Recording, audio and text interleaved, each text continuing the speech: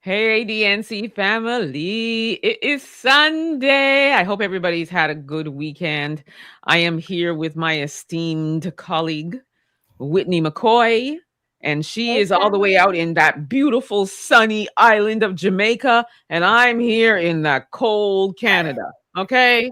The And contrast is crazy. right, and we're going to talk about the snow bunnies. How apropos me being in Canada and winter.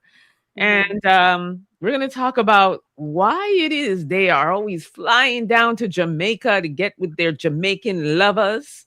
And what's the hoopla? What is the buzz about these Jamaican men? And also, are they really there because for love, or are they there just, to have a fling, or are they there um just, the what did we call it? The fetishization of it. And then on the flip side, what's up with these Jamaican men out there? They're just indulging and really appreciating, I guess, the snow citizens. So thank you, Whitney, for doing this talk with me because I was really interested in getting your take with you being in Jamaica. Okay. hmm Yeah. Um and then me out here in Canada. So what I'm going to do, fam, is I'm going to bring some examples of Canadian snow citizens that love going to Jamaica, and then one from America. And then Whitney in Jamaica is going to give us some perspective of what she's seeing, observing in Jamaica, and all of that. So it's going to be a really good conversation. But before we get started, Whitney, how you doing? Hey, Emma. Hey, family. How's everybody doing on this beautiful Sunday evening? It's very sunny outside, by the way, Emma. Sorry about that. I'm so jealous. Immediately jealous. It's like 80 something degrees.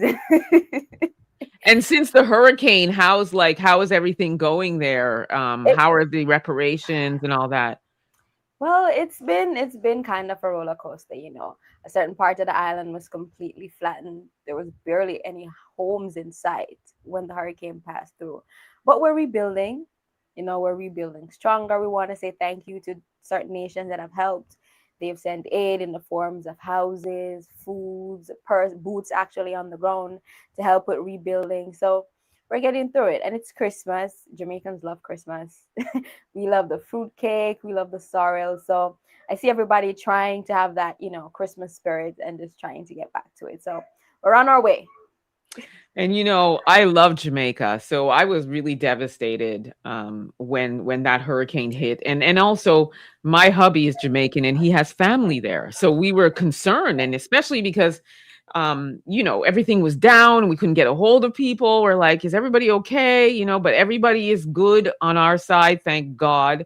And I've been to Jamaica, so I love Jamaica. So, Yeah. it was really tough seeing that happen. But I'm glad that, we're getting back to repairing. And then they did say, like your prime minister said, it would probably take some time for everything to kind of be back to normal. So, um yeah, Yeah. it It's was gonna it take was us really sad. it's gonna take us a minute, but what Yeah. I love is the togetherness of everybody.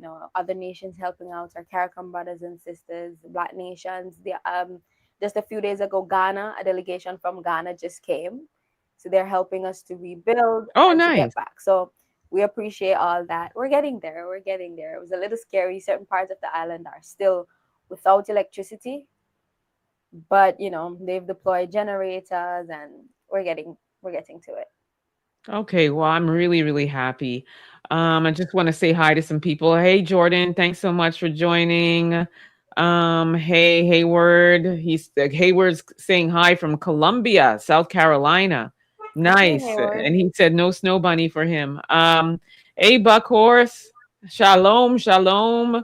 Hey, greetings from Minnesota. Hey, greetings. Thanks so much for joining us, guys. We appreciate it. Thank you for taking your Sunday out to join us. Yeah, thanks McQueen for says he checking has in. family in Jamaica. Yeah, so do I. Somebody wants to be your boyfriend, Whitney. So thank you, Malicious 69. Anyway, family, let us get into this conversation because it's a good one. It is a good one. Okay. So, as I said, we're going to be talking about the snow citizens that love to go to Jamaica. Don't Hmm. blame them at all. It's pretty.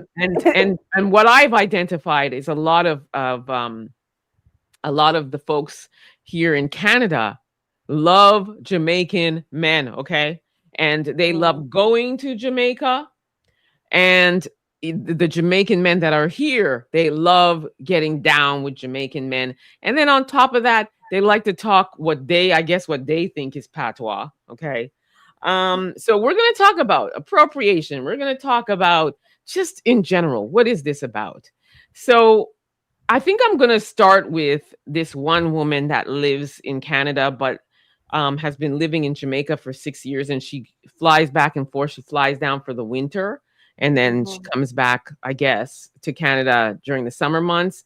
But it looks like she's spending more time in Jamaica, and she is talking patois.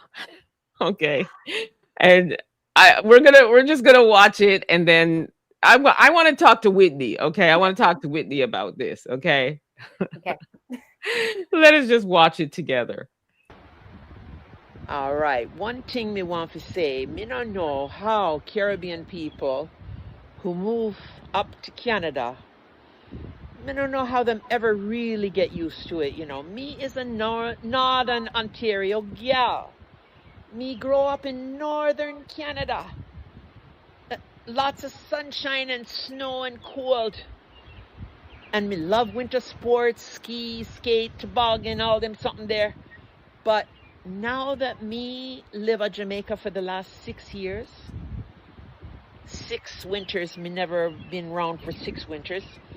Me just love Jamaica so much. Me love that beautiful tropical heat and sunshine and all the fresh vegetables and fruits, and every tree have something. And it's like, wow. Me grow up all my life without that, so me never know what me I miss. But now that me know something different, me really, really miss it. So big up yourself, all Caribbean people who live in Canada, and you adapt and you change and you not go back. It's all right. But me going back, me not spend no winter at Canada. All right.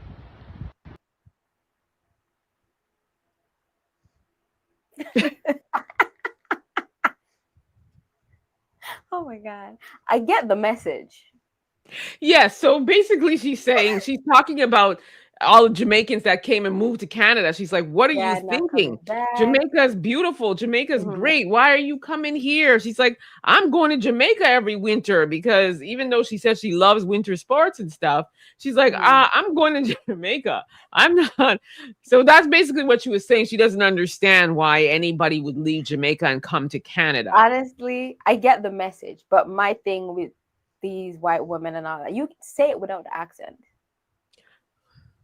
You can say it without the accent because the thing about patois is that it's well, everybody calls it broken English, but it's a reason why it's like that. It's when all these Africans came to the Caribbean from different parts of Africa, and they all had to speak a common language, and that's what everybody joined. So they took what little English the British spoke. They took their native languages from all kind of tribes and all over Africa, West Africa, East Africa, and that's what we got.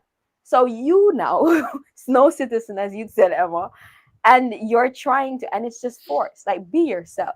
Jamaicans love when people appreciate our culture. We love that because we're big on culture. There's one thing a Jamaican is going to do is let you know I'm Jamaican. They're never afraid of that. But you can do it without the accent. Well, that's my thing. It's like we don't go like I said, I'm Ghanaian, okay? And we have a broken English in Ghana that we speak as Hmm. well, right? My husband is Jamaican.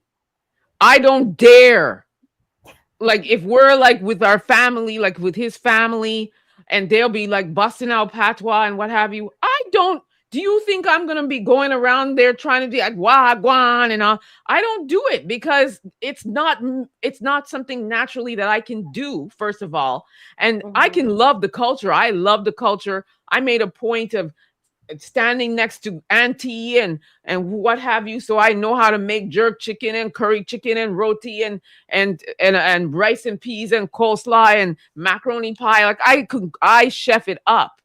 But so because I love the culture so much, and because I'm with somebody who is Jamaican who loves that food, and I love it, God knows. So I made a point of learning. To learn it. That's Mm-hmm. the thing. That's the difference. I'm not trying to appropriate. I'm learning so that I can also, and he can enjoy his natural food. Now, as a Ghanaian, I also cook Ghanaian food, and he loves that too. And he Mm-hmm. doesn't walk around trying to talk with a Ghanaian accent. He doesn't. And I don't dare. So that's why for me personally, I don't like to hear it. I don't. Yeah. And somebody just said that um his mother, or sorry, he or she, my bad if I didn't get that right, had a white Jamaican friend who was born in Jamaica. Yes, there's some Asians as well. That's different. We're talking about the ones who fly down there nonstop. Mm-hmm. And to me, I feel like that is appropriation. What do Yeah, you think about that? it's different. So there's cultural appreciation and then there's cultural appropriation. So appreciate, oh yeah, I love Jamaican, whatever, but you don't have to force being Jamaican. There are white people here, there are Asian people here because Chinese love Jamaica. They start a lot. There's a lot of Chinese businesses around. We'll get Oh into that yes, another I day. see them popping up more and more. The Everywhere. mechanic one would like took me Yeah, out. it took us by storm. That one, yeah. So there are lots of Chinese here who have Chinese children who are, Jamaicans by birth, and they learn patois. They grew up speaking it. So that's different than you flying down here at maybe 50 years old after you've been lived in Canada all your life. So now that means there's no way you're gonna change the way you speak. You're definitely going to force it. So Right. that's different. And I get you appreciating the culture, like you said, Emma, you're married to a Jamaican man, you learn to make the meals that he likes, just like you're Ghanaian, you both share each other's culture. That's different. Coming out here, finding a little Rasta man and then wearing black, green, and gold and just declaring yourself Getting their Jamaican does hair not make braided sense. and Yeah, yeah. and getting the braids that's out in like 2 hours because your hair texture, it cannot, it's just not made for your hair texture. And then Yeah. telling yourself, "Ooh, Jamaican, wagwan man," we can tell it's forced. Like we can tell it's okay to be yourself and appreciate the culture. We love it. Jamaicans are very proud of their culture, but me nah go back. No. Yeah, and can we talk about the men, because we said we were going to talk about that. So you just said as a Rasta men. So I will start with my experience. So I Mhm. have been to Jamaica. Obviously, I've been to Jamaica. But the last time I went was in the 90s. So I went to Jamaica when you still go on the tarmac, like the plane lands on the tarmac, and then you get off the plane and you walk down the steps and you pull in You your flew on wheelie Air into Jamaica. the airport. But let me just talk about what I observed when I went. So I'm on the plane as a black woman, and I was with one of my friends. Like it was a girls' trip. Mhm. And this was like when I was young and single, all that stuff. And we were Living we it were up. traveling a lot. And I was maybe my friend, and one other person on the plane was black. The whole plane was the folks. It was an avalanche Avengers on the plane. Okay. And then there were some single uh, ones of the folks that had like suitcases full of like designer stuff. I even made a point of befriending one that was on the plane because I was really curious. I was like, oh, Where you so going? she's like, yeah. And she's like trying to, she's doing that talk. Yeah, man, me love Jamaica, So me got some suitcase full of stuff, for my man. And so there were a few of them that were flying down to see their men. And there Wow. were some of them that had little biracial babies. So, and they were bringing their little biracial baby to go see their man. So you get off, like I said, you get off the plane, and then all across the top, you see all these Jamaican men lined up, just standing there waiting for the plane Waiting. to land. And then these women are getting off with their biracial baby or their, the suitcase full of stuff, and they're like waving, and the man is waving at them. And then I would see them around the island with a rental car, and their man is driving the car. So can we talk about this for a second? Because One I was thing. fully blown away. So the kind of men that I saw, it hasn't changed, I don't think, Mm-mm, to today. And mm-mm. and and and it's not like they are, I'm going to try and say this in the nicest way possible. It's not like they are these successful, progressive Jamaican men that are like lawyers and Mhm. accountants and what have you. They tend to be Rasta men that you see running on the beach every day, and they have like a business where they're selling jewelry or roadside grilling, or climbing up to cut a coconut for you, or and slice it and put a straw in. That's what I saw. But when the snow citizen came, they were wearing, it's like they dressed them, and they had jewelry and clothes and cologne, and they were in the clubs having a good time. Am I right in saying that this is basically the kind of men that they flock to? 100%. So, 100%. You never told a lie. One thing we always say is behind every fat white woman is a Rasta man looking for a green card. We say that all the time in Jamaica, and not they're just looking for an opportunity. They Who are you just mean, the Jamaican man, yeah, the right? Jamaican man. They're just looking for an opportunity. It's not love, and I don't know. This thing has happened time and time again. I'm not saying maybe some more real. I've yet to see it, but what I'm saying, they're just looking for an opportunity. Well, And I will say that some of them have gotten that opportunity, because I know a few of the folks out here who have mhm, brought their Jamaican husband to Canada. see, one Yeah. thing one thing about a Jamaican man, he can make a pig feel like Miss World. If you've ever been catcalled by a Jamaican man, It you hits will different, huh? It it hits hits different. different. You'll feel like, whoo, you are the prettiest thing in the room. So I get it. I get the allure. I get why they feel like, hey, this is my everything. I get why they spend tens of thousands of dollars every few months to come here for vacation, rent cars, rent Airbnbs. The economy thanks you guys, by the way. We thank you. Rent cars, Airbnbs, supporting restaurants, all that. I get the allure because a Jamaican man will have that effect on you.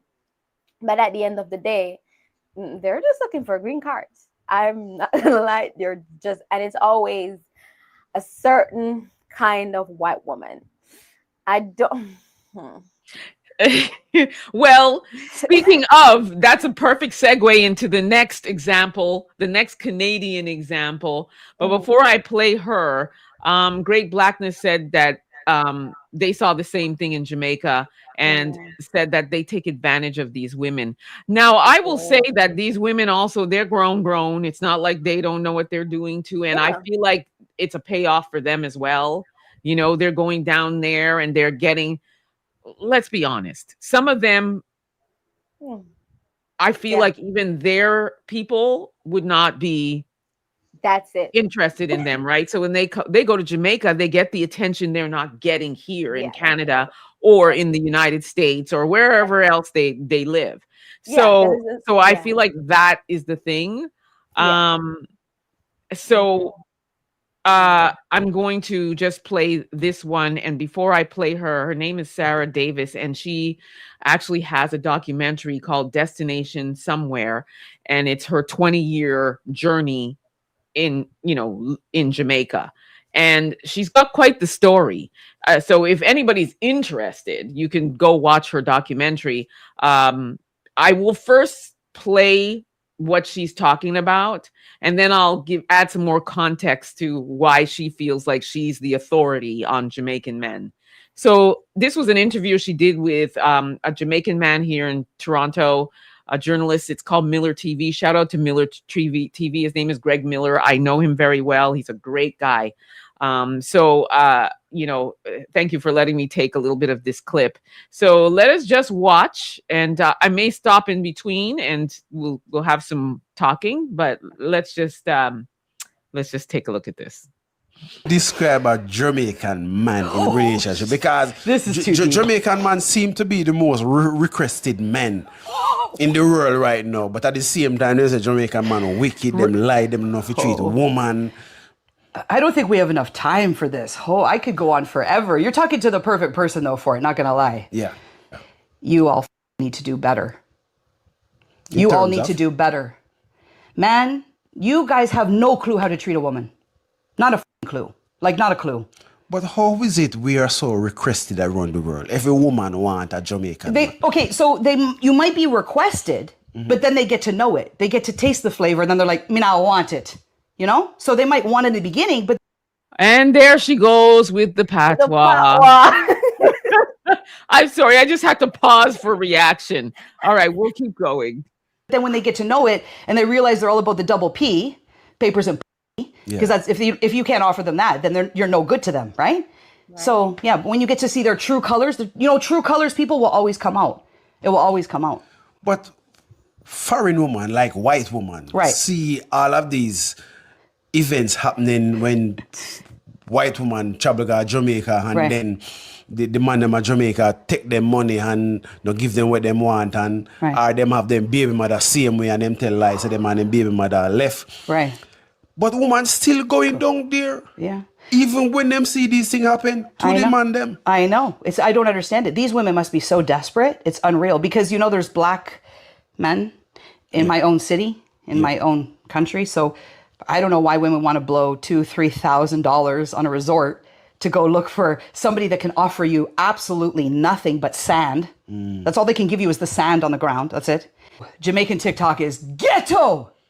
Terrible. Get off. Get off TikTok, people. Seriously, it's terrible. At least if you do want to do TikTok, at least be presentable.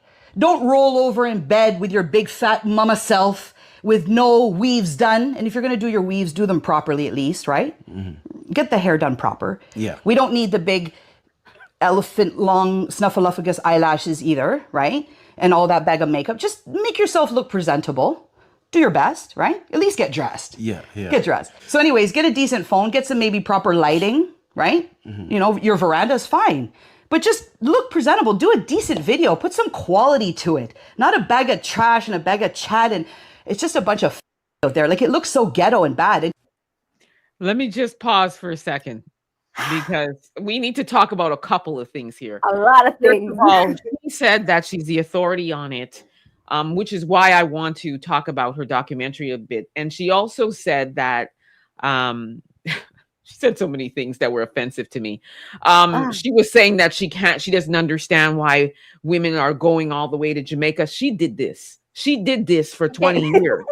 So my thing is, that's the peak of hypocrisy.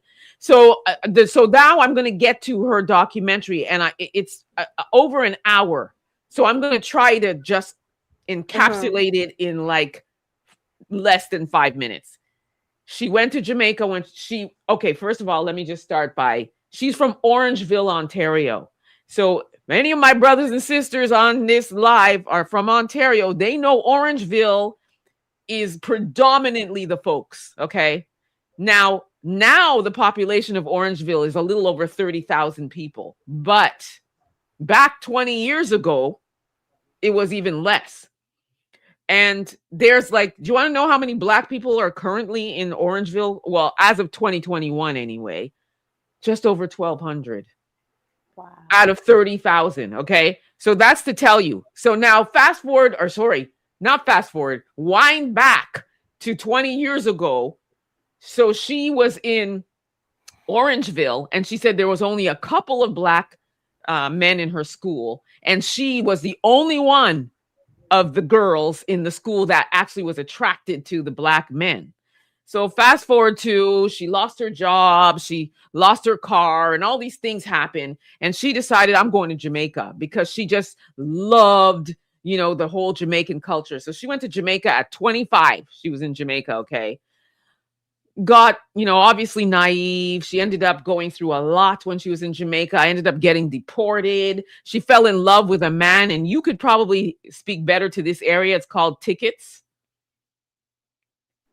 Yeah, my grandmother's from Tickets. Yeah, so she met a guy named Fargo who lived in Tickets, and he took her up to Tickets, and she said he lived in literally a shack, and it had a bed with springs popping out of it and stuff, but she said they were in love, and so she was staying there, and he apparently had a baby mama, so there was some baby mama drama. And anyway, he said he was going to go down the hill to St. Mary's and ask his father if they can go stay there, and he left her sitting with her suitcase outside some store.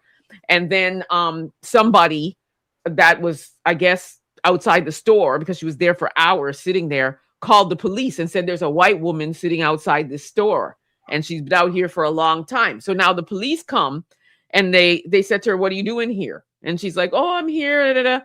And I guess they ran her stuff through, and they found out that she had overstayed her time in Jamaica. So she ended up getting deported. But before getting deported, she was in jail. They took her to jail. So she was in jail, and she made friends with the other Jamaican sisters that were in jail. I feel like this man just left her. He left her sitting there. Okay. I don't even believe that somebody called the police and said there's a white woman sitting. I feel like he took off, and he was like, get this woman out of here or something. I don't know. That's just my feeling. I could be wrong. His name was Fargo. So anyway, she ended up getting deported, went back to Canada, got a job, took out her savings. And 3 weeks later, she came back to Jamaica, and she went looking for Fargo. So she was like, I need to go find my little lover, right? So she went looking for Fargo, but she didn't go to Tickets. She went where he said he was going to go, St. Mary. So she assumed that he didn't go back to Tickets. So she went back to St. Mary, and she ended up getting SA'd, gang SA'd. She was sleeping on the beach. It was bad. She went through a lot. Ultimately, she ended up reconnecting with him, and then she ended up getting pregnant. And then when she got pregnant, he said, oh, no, we can't have no baby. No baby. You got to go back to Canada. That's what he told her. So now she called her parents, and her parents weren't happy. So her parents were like, oh, we don't want nothing to do with this. You need to figure your life out. They did send her money to come back home. And so when she came back home, her mother picked her up from the airport. And you know what her mother did? Dropped her off at a shelter. She said, you can't stay here. You're not staying here. And gave her money to terminate the pregnancy. And after that, she was like, go to shelter. She ended up having a nervous breakdown. Fast forward, she was gone for a long time from Jamaica. And she eventually ended up going back, and she found Fargo, and they reconnected, and she ended up bringing her mother back with her, and her mother and her had a wonderful time in Jamaica. I mean, there's much more to it. I'm just giving you the Coles Notes version. And the reason why I'm saying all this is to say she's sitting there talking about, I don't know why they're doing that, and they don't have nothing to offer but papers and pee and sand and whatnot. But you did it. You did it. That's why you're able to do a whole documentary about your 20-year journey. So it's like the hypocrisy of it. That's the first thing. Now let me talk about what she said about Jamaican TikTok being ghetto. But I want to know who made her TikTok police. First of all, and then secondly, who told you you're talking about Big Mama Self? And I'm sorry, she's not skinny, and I'm not trying to be mean, but she's not thin. And she's talking about, oh, put a big bag of makeup on and this, and You're not wearing any makeup. Like, where do you get off calling somebody big when you look like a rhinoceros dying self? That's what I don't get. Like, if I'm fat, why would I call another fat person fat? That's why I'm saying it's the peak of hypocrisy, not even just talking about her weight, just the fact that she's saying, I don't know why women do it when she did it for 20 years. And And talking she about kept going back. lashes. She kept going back. And actually, she's married to a Jamaican man here in Canada. And this is her third husband. So, Jamaican? well, I think the first one wasn't Jamaican, the second one was, and the third one is. It's a So, fetish at this point. It's a fetish at this point. It's definitely a fetish. Because you came to see the same man 4 times. You got deported. Well, she didn't get deported, because if you got deported, you couldn't have come back 4 weeks or 3 weeks later. Well, she said they put a red stamp, and she said she begged them, because she said she loves Jamaica so much. Please don't ban me from the island. And she said the police officer said, we're not going to ban you from the island. And so she said she came back 3 weeks later. So maybe back 20 years ago, maybe the rules were a bit, I don't know, lax. Yeah, maybe. So they sent her. He left her. He abandoned her sitting. I feel like he did. I think she was very naive. I feel like at the age of 25. He got what he could. And like I said, she came from Orangeville. That's a girl. That's a town. There's like nothing going on in Orangeville. The reason why she got into the Jamaican culture so much is she started spending time in Brampton. And 20 years ago, Brampton was Jamaicaville. Now it's more heavily populated by the South Asian community.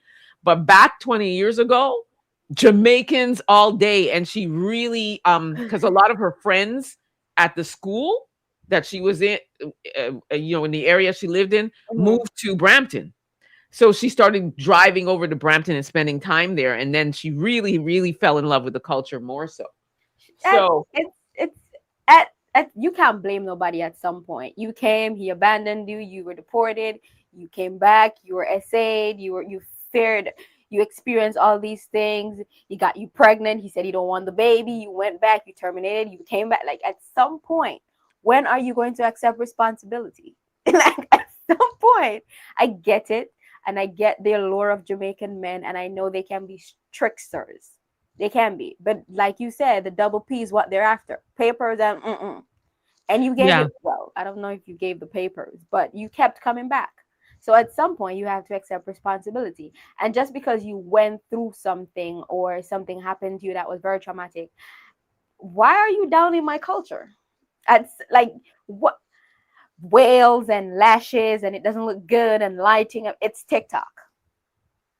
Yeah, and you know what? We're gonna play on because there's a Jamaican man in Jamaica that was not happy with what she had to say, so he's clapping back. So let us watch what this brother had to say. Realize so when no found one little clout and try to disrespect Jamaican people and try to disrespect your TikTok at them. Let me tell you something, dirty white girl. White dirty thinking, Karen. You are whale too. Dirty white pig. White hippopotamus girl.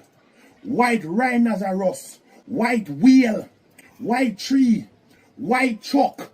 Don't blood clot come to we. You breed up like turtle. You breed up like crocodile. You thinking toes nasty dirty white girl. Frowny raw girl. Don't come to we. Don't come to Jamaican whale. Cause your blood clot whale too. I'm just gonna stop for a second because yeah, he was not happy. He was not happy that she had that to say about Jamaican men. Yeah, that was a lot. And don't you find it hits different when a Jamaican man starts going in on you? It does. I mean, like, one thing with the Jamaican, like, Jamaicans are some of the nicest people you find around. If you're lost, they'll help you find your way. Like, if anything happens to you in Jamaica, they'll help you. But you see, once you come for a Jamaican, it's over. Yeah. They will go in. They will definitely go in. And I noticed that during Hurricane Melissa. Yeah. That was one of the times that, Jamaica, everybody was like, no way. Way a Jamaican will go in on you. The things that he was saying to her, I don't know if everybody got it, who was on the live, or if everybody understood exactly what he said, but he was going in. He's like, you don't come for our whales. Look at you, you're a whale yourself. How are you coming for our whales? Yeah, don't. Yeah, and then also I just wanted to also show, she's talking about Jamaican TikTok being ghetto, but I see a lot of the folks that look like her that are appropriating Jamaican culture, dancing and winding up themselves, looking ghetto as well. And Here's an begging. example.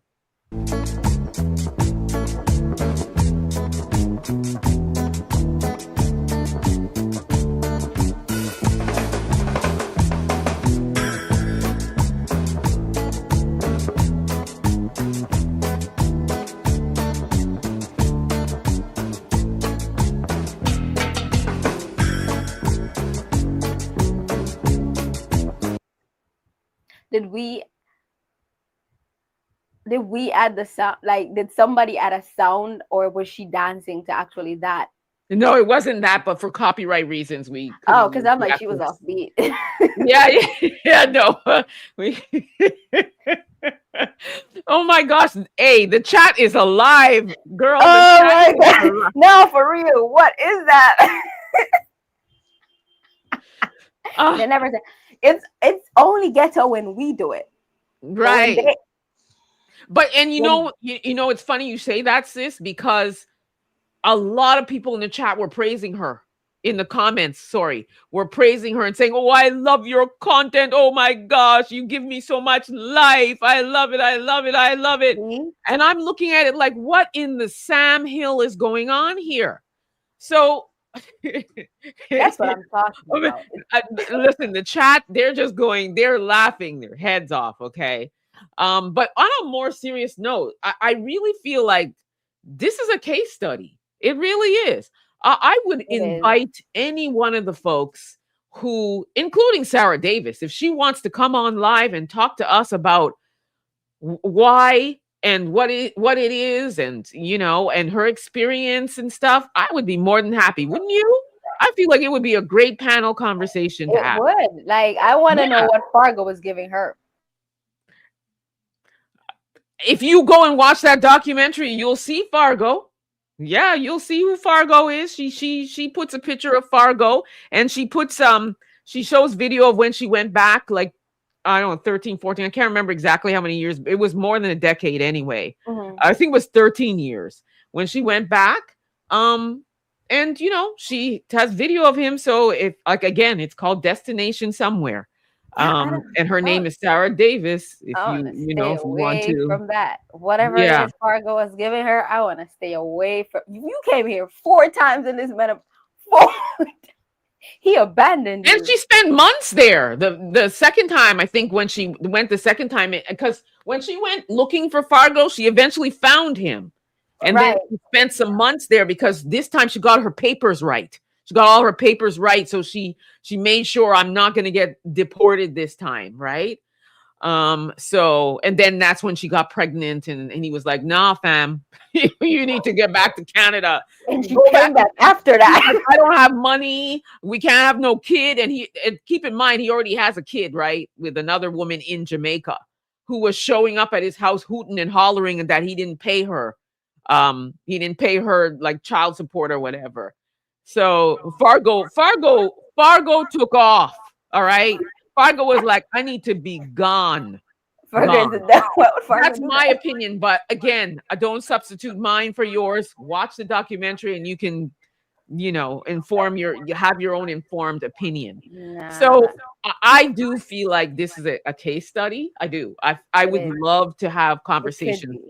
with them. This eh, goes so many different ways, sis. Because, like, on one hand, she still loves it here, and she has a black man fetish because she kept saying, "Oh, there are black men here." What's And it with she's you and married. black men? Like I said, she's married to one. Yeah. See, he has a black man fetish, not just a Jamaican fetish. Because he was like, "Oh, there's Jamaican men," but then she's like, "Oh, now there are black men here. You don't have to go to Jamaica." And you know what? She's right, because as I said, a lot of them are married to Jamaican men. They are. And they're Jamaican men that came here on their own. It wasn't like they, sponsored them, because there are a lot of the Jamaican community here. Like, I'll just talk about Ontario is Mhm. fairly large, fairly Yeah. large. I would wager to say of all the Caribbean men, I would say most of them are Jamaican that live in Ontario. Wow. I could be wrong, but I because Canada is really bad with race-based data as it relates to Black people, so I can't confirm it. But I feel like it's a lot of Jamaican men, more so than any other, like Trinidadian or Barbadian or Saint Lucian or Antiguan. It's more Jamaican, I feel like. So I would love to have that conversation with her. But before we I move don't know on what's to going the on in next her topic, mind. right? Before What we makes you go to Jamaica 4 times for a man that abandons you? And the thing is, I don't think she felt like he abandoned her. She went back looking for him because she really, I think she really believed that he said he was going to his father's place to go see if they can, get lodging. But he left her sitting there for hours. She said she was hungry. It was getting dark. She even started to cry because she thought something happened to him. She was concerned about his safety. She wasn't even thinking, oh, bro, just left me here. Yeah. But this is my thing. Tickets is okay. So from tickets to St. Mary, depending on how far, maybe about an hour. And that's back in the 90s or whatever. Maybe about an hour in terms of driving there, getting there an hour back. Why would he bring her half the way? That's my thing. And tell her to wait there while he talks to his father. Exactly. That don't make no sense. Yeah, but you know what? There's one other thing she said in the documentary. She said that he came to the police station every day when she was there. But my thing is, how do you know she's there? There's some holes in Sarah's story. Yeah, how did he know she was there? If he went to St. Mary's and, left her sitting there, did he come back and maybe the store people maybe told him the police took her? Maybe. I don't know. But apparently he went to the police station every day. He was asking about her and what have you. There's some holes in Sarah's story. I smell a rat, personally. She's just trying to make excuses. I smell a rat, but yeah. That don't make no sense. Malicious wants to know, is there a history of Jamaicans migrating to Canada? Oh, yes. Yeah. Not only migrating, but a lot of them come down under the temporary foreign workers program and they work on farms. They do farm work and they'll do it like over the summer months and then they go back home and they make pretty good money.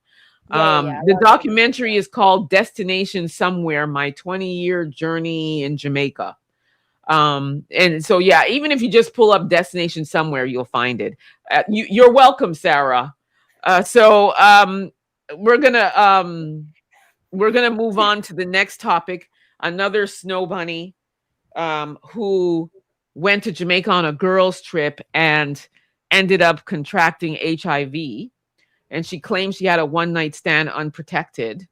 And a lot of the Jamaican community are saying to her, you're a liar, because how did you just go for 1 week or whatever, and then you come back and a week later you have been diagnosed with HIV? So I'm just going to play her video. Her name is Megan Myrtle, and I think now she goes by Megan Moulton. I think that's how it's pronounced, because she's married and has a child. That's a whole other story.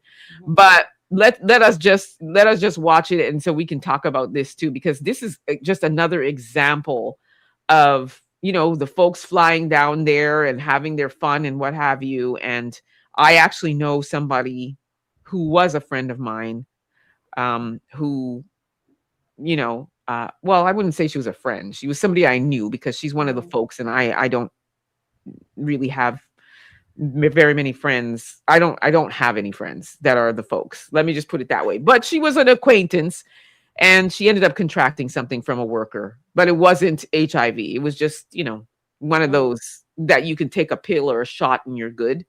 So there are women who will be irresponsible and do that, but the HIV one is the one that's up for questioning. So let us just, watch what she has to say. Hey, thanks so much for asking. I'm sure a lot of people are wondering. I did a story time a long time ago, but I think it's time for another one. But back in, I think it was 2007 now? I went on a girls' trip with a few friends to Jamaica.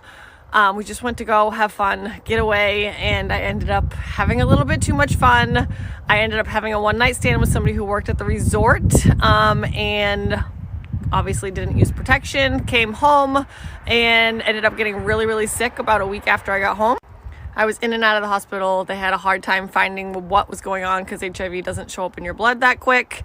And so they finally did a spinal tap. They found HIV in my system, and the rest is history. And here I am. So why I am so open about it is because I want you guys to know that HIV does not discriminate.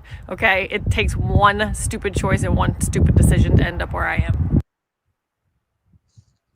So a lot of people were like, "You're a liar," because how did you go and then come back for 1 week? 1 week later, you're so sick. They say HIV can be in your system for up to 10 years and before it starts to really manifest itself. That's why a lot of people have to keep going and getting tested over and over and over again, even if you keep testing negative, especially if you have symptoms. And sometimes you could be asymptomatic and you can just be a transmitter of it. See, a lot of people are in the chat saying it's a lie. And so she got slammed by the Jamaican people saying, "You're a liar. You had it and you're trying to pin it on this poor Jamaican worker." So here's her response to that, because she was really upset that people were saying that. To come and think to do a spinal tap. Sorry, and I will forever. Hi. Okay. I want to address this super quick because I did see it blowing up in the comments a little bit, and I need to address it. Here's what happened. I went to Jamaica. I made the stupid choice to have a one-night stand. I came home from Jamaica. I found myself very, very sick. I could not get out of bed. This was within about 1 week. I could not get out of bed. I was blacking out. If I did get out of bed, I was passing out. I wasn't eating. I was very dehydrated. I went to the emergency room. They sent me home probably 5 or 6 times with a random diagnosis. And then when they finally decided to check me in, I stayed in the hospital. They did every possible test. They were running blood work all the time. They couldn't find what was wrong. It took an infectious disease doctor to come and think to do a spinal tap. And I will forever, ever, ever be thankful to that doctor for coming to my rescue and thinking to do a spinal tap, because it wasn't showing up in my blood, because it doesn't show up in your blood for 3 to 6 months, but it does show up in a spinal tap. Ask my doctor. No, it doesn't. So that's how she is justifying, it's basically not a lie, she's saying. And my thing about that is, I'm not a doctor, right? I'm not a doctor. I'm not going to presume to be a doctor. So I'm not going to speak on that.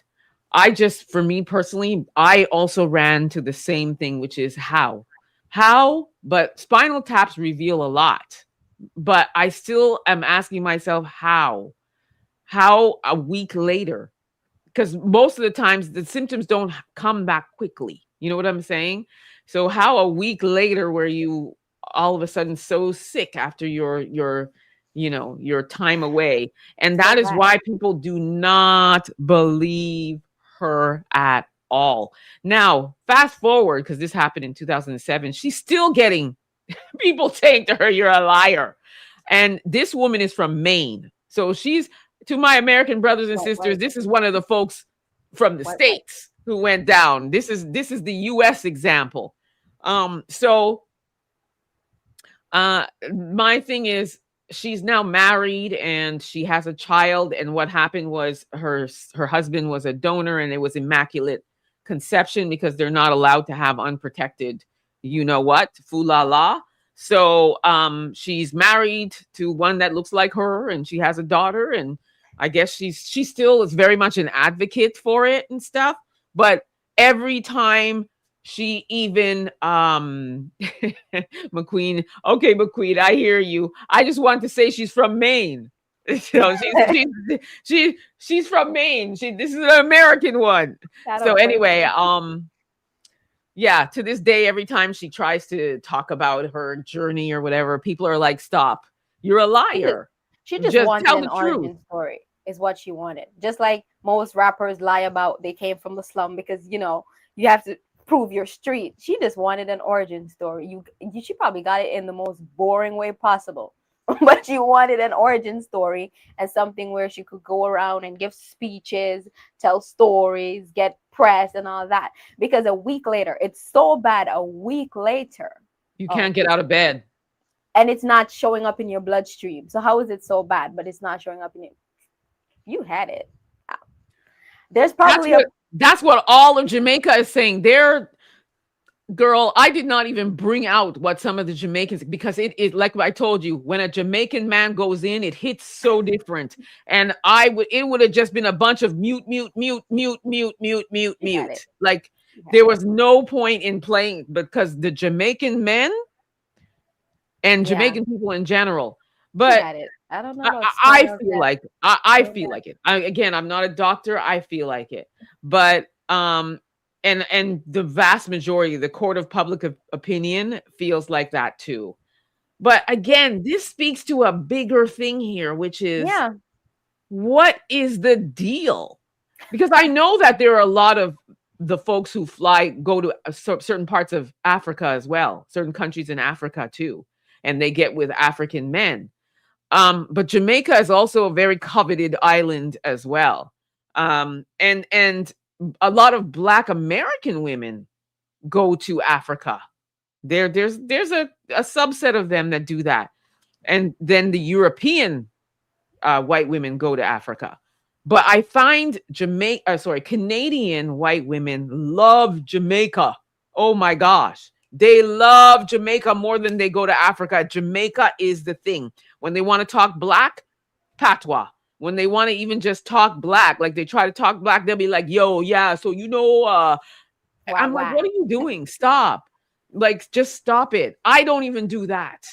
What are you doing? Yeah, man. So what are you? We don't say that every day, by the way. So, I mean, I'm just going to play just for kicks, and then we'll just close it off. I'm going to play another one from Auntie Pat, who I actually know her, by the way. So she may reach out to me. She might get mad, but I just think it's important that we talk about it, because Auntie Pat has to stop with the Jamaican accent. She has to. Yeah, this is another one with her, and I think this is her man. Yeah, Greetings from Anoto Bay. Yes, me just stop at the cleanest washroom in Jamaica, right at the Knutsford Express downstairs. Right there, so. Right there, so. Yes, so.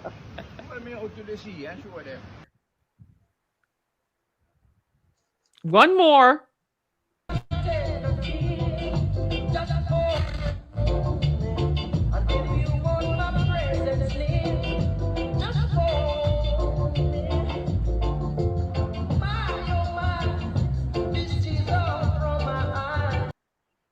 Okay, that's enough. Auntie Pat loves it here. Buckhorse says, "Shuki, shuki." Yeah, she's getting her groove on, Buckhorse. She's living her best life. She spends most of her time in Jamaica now. She actually has biracial children. She was once married to an African man, and then now I think Mr. Waney is her man in Jamaica. And she has a home there. So let us. We have 7 minutes. Let's make it count. So. What are your thoughts, Whitney? Like I said, you're out there in Jamaica. What do you see when you see like the folks with Jamaican men, and how do Jamaican women there feel about it? Like what are they saying? What are their thoughts? Does it matter to them? Like what are your feelings about this whole thing as a Jamaican woman out there seeing this? Honestly, I can say this for sure. Jamaican women don't care. And they don't care because they know they're just there for the double P's. Like homegirl Sarah said.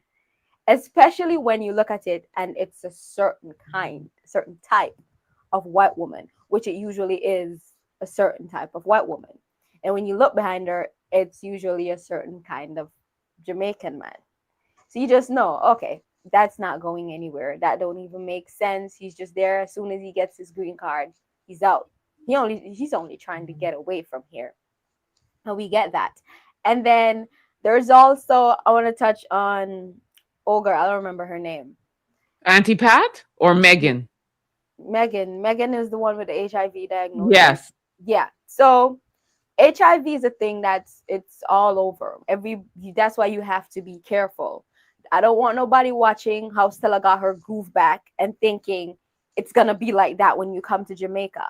Well, it didn't work out well for her. It did not. That's why you have to be careful. Because he ended up being, one from the LGBTQ. See? And then you're here trying to blame, like you're trying to blame the island. It's not the island. You need to be careful. Anywhere you go in the world, people, you need to take precautions. You need to be careful. Everybody's spreading it. And a home, well, I'm no doctor, but a week, that don't sound like no, you just got it in a week. If it's making you so sick, you can't come out of bed.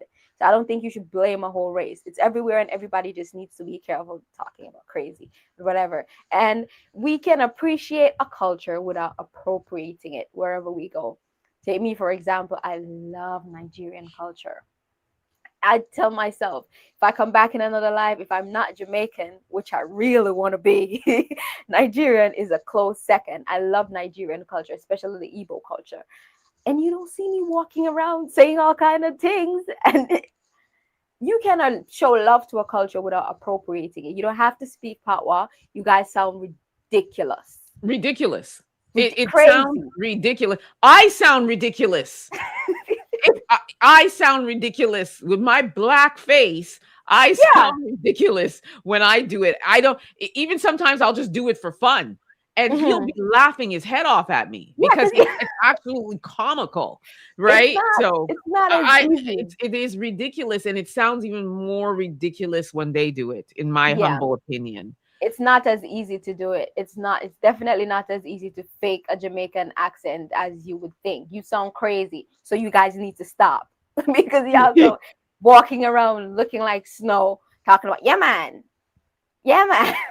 like, come on guys, it's ridiculous. And also, whoever is Fargo, you are a legend. Fargo is a legend. He's a legend. That's all this lady told him 4 times. Prison. And she went looking for him. Oh, baby. You still came back. Fargo is whatever Fargo got, whatever Fargo is. And she came back 13 years later looking for Fargo. She's probably still searching for Fargo. She found him 13 years later. Mm-hmm. What? And he still lives in Tickets. Yeah, Fargo just. And she said when she went, a lot of the same people were still there she said they were wearing the same clothes. I just felt like there were certain things she said that were like backhanded insults. That's how I felt. Because why is that even necessary to say? But anyway, my thing is this. What I will say is I agree that this is a real case study. Also, I find, because I've traveled a lot as well. I've been to Barbados, Jamaica, Antigua. Like, I've been all over. And I will say this. There is a false sense of security that people get when they travel. And you just let that island breeze and the palm trees and the beaches and all that, because we live it, like, just talking about Canada, we don't have, like, we have beaches and stuff, but you got to make it count over the few summer months. Otherwise, that's it. But we don't have palm trees. We don't have that vibe, and then we have winter, and it's the longest season. So we don't really have that. So people will go there and they'll just immediately feel at home and safe. And we know how charming Jamaican men can be. I know too. I went there. It was a hot girl summer for me. Okay. I didn't get with any of them, but I can see the appeal for sure. So I stayed in Mobay, I stayed in Ochi, I stayed in Trelawney Beach. I stayed all over. And I was going out every day and being in with the locals and all that stuff. So I get it. But you have to be smart. You got to educate yourself about anywhere that you go. But as it relates to the folks, case study for sure. I would, again, if there are any listening, if you know Sarah or I'm more than happy to I know Whitney would be more than happy to have that I conversation. need to talk to her 100%. time. Yeah. And as for Megan, the jury's out for me. Sis, But I we've got don't like a know. few seconds left. I just want to go to the comments and because the comments are alive. So Sunra says, I'm Jamaican heritage, love dance hall, but the lyrics about women's body parts is just degrading, focused on that only. Yeah, it's fun for just a moment, but it's a lifestyle, the issue. Okay. Well, I can't speak to that. I personally have not had that negative experience. There's a lot of reggae songs that speak about important things, like Bob Marley did and what have you. It's not all that. Yeah, So, there's reggae and there's dancehall. Dancehall is a little more raunchy and it's hard. and the dancehall community here in Canada is, that's It's a whole other raunchy. story. Yeah. If it's not your thing, you don't have to listen to it. But it's, reggae is maybe for you. Who said that? Yeah, maybe you stick to reggae. Yeah, reggae is, yeah. Great Blackness says we got plenty of beaches in America, but I like Jamaican because I don't see anything but black people chilling. Oh, well, you'll see the folks. If you go to the regular beaches, you see black people. Yeah, but even on the resorts, I would see some Jamaican men there. But a lot of them are coming to see the folks. And then sometimes I see them running forward and backward on the beach, like they're getting their workout in and stuff. But you're right. The locals beach, but yes. My favorite Jamaican singer is Buju Banton. And his best song is called Booty. I'll just say Booty Rider. I know exactly that song. Yeah. So Great Blackness says when they speak it fast, I can't understand, but loves the accent. I love the accent too. My hubby talks like me, but when he's ready, he switches back on, and you would think he just got off the boat. You never forget your accent. It doesn't matter where you go and how long you've traveled. It will come Yeah, out. he'll be like, I'll be like, who are you? And I just get a real, like, I love patois. I love it. Buju Banton is my favorite. Let's see. We're running out of time. I'm sorry, guys. People are telling women to, wrap it up, and men to wrap it up. Yeah, and do that. Just wrap it up, because I will say this about the resort people, the resort workers: one plane goes, another plane comes. And they are there for that. They're there for that fun. Okay. And then hopefully one day they can land one that will be willing to bring them over. So you cannot take them seriously. Be careful. So, and you've got to protect yourself. Yeah. Always coming here falling in love. These men are not looking for love. No. Don't come here falling. Don't let Fargo. Don't get Fargoed. Okay. Yeah, Fargoed. Don't get Fargo. Don't get Fargo. Fargo is a legend. I don't know where he is. Fargo. Yeah. Fargo's still out in tickets. So anyway, family, listen, thank you. We ran out of time, but if you let me just put this out there. If you all would like to see more of these collabs, drop it in the chat. Let us know, and let us know what you would like Whitney and I to talk about. Do you want a part 2 of this? Do you want us to talk about more of the cross country things that are happening between Canada and Jamaica? Just let us know. We're more than happy to come back on and chop it up with y'all. Just let us know. Drop it in the chat. And thank you for hanging out with us again on a Sunday. See, people are already saying part 2. So we'll come back with part 2. If you want a part 2, we are more than happy, because this is a case study. And maybe, just maybe, we'll be able to get one on with us. That would be really cool. Yeah, because I was just about to say there's so much more. Somebody wants a date with you. So we're gonna go ahead and Whitney, you can get out Whitney if you're interested. Okay. Thank you so much, everybody. Thank you. Bye. Take care, everybody. Enjoy the rest of your weekend. Bye. Bye.